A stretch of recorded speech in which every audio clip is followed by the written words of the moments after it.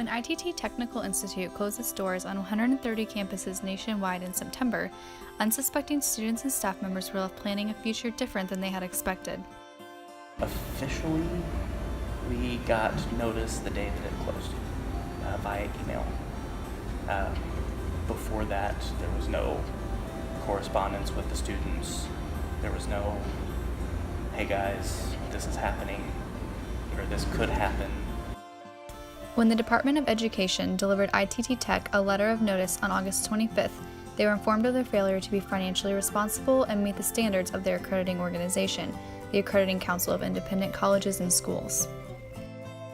Looking toward, the first quarter of next year when I would have been graduating, there's no telling, from the gutter to the stars is the limit, I still want to learn, and that's, I've always loved learning. So now it's, sit where I used to do my homework and watch YouTube video tutorials for, programming languages. I'm learning C# right now and trying to hone my skills with Java and web development. You stay busy, but it's like the rug pulled out from under you. There's something that still feels like it's missing from 6 until 10 a few nights a week. It's hard to fill that gap. Offering similar degree programs, OTC has reached out to ITT Tech students in light of the school's closing. And they were pretty upset that this was happening to them. Many of these students were getting ready to graduate this upcoming spring. These students showed up to the building and saw a sign that said we're closed and got an email, and that was it. No answers or anything like that. So they were a little frustrated with that, but overall I would say they were very pleased with us being here just to open the doors and say, hey, these are things that we can help you out with. The short notice of ITT Tech's closing left students wondering what they would do next. I was updating my classmates via a chat app on my phone with stories that I found on Business Insider and Gizmodo and other websites like that. So yeah, we were told that morning that it closed. Hey, don't worry about coming to school tomorrow. For some, the closing was to be expected as ITT Tech and other for-profit institutions have been under the scrutiny of the Department of Education. This has been a source of contention for many years about the quality of some of the for-profits, the standards that they're held to. I think they put all the for-profits on notice that there are going to be accreditation standards and that those standards need to be met. So I think really what they're doing there is simply improving the accreditation process itself, and then once they do that, then theoretically the schools that have to go through accreditation will have to meet those higher standards. So that's really, I think it's the first step in a long-term approach to try to improve the quality of education from those types of schools. There are fundamental differences between for-profit and non-profit institutions. For-profit institutions are, just as the name implies, are set up for profit, and they tend to be much more focused on learning objectives and a very focused curriculum. They don't have football teams, they don't have cheerleaders, they don't have all the things that a lot of universities have. So they tend to narrow everything down to a very focused, you come to us, we'll provide this kind of education and training, you graduate and you get a job. Other for-profit institutions in the area handled their schools closing differently than ITT Tech.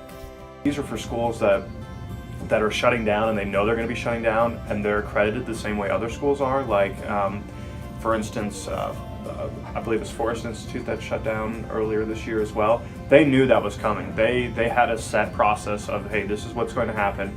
Their credits were regionally accredited just as we are. So they had other schools that they could transfer these students to finish out their degree and go from there. These ITT students, they have nothing to show. ITT Tech left a lasting impression on the students that attended the for-profit institution.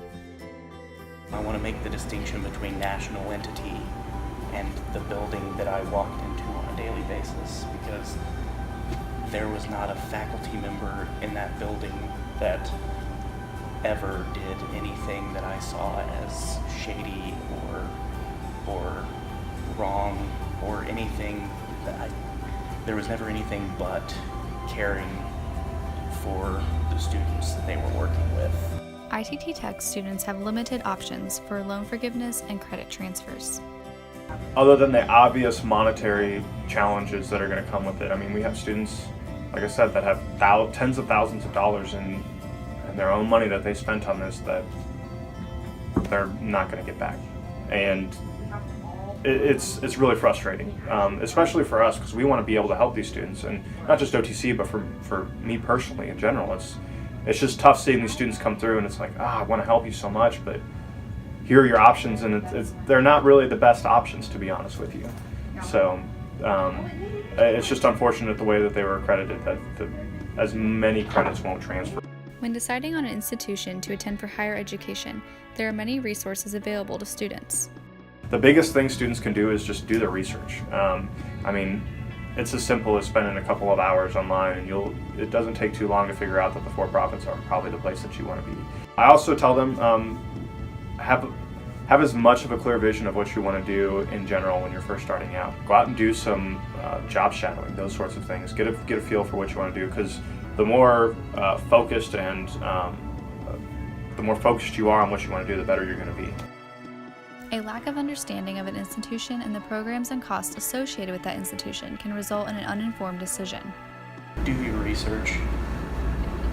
The negative publicity surrounding ITT was out there when I started, and I just didn't look for it. If I had looked for it, I guarantee I would have seen it, and it would have made an impact on my decision.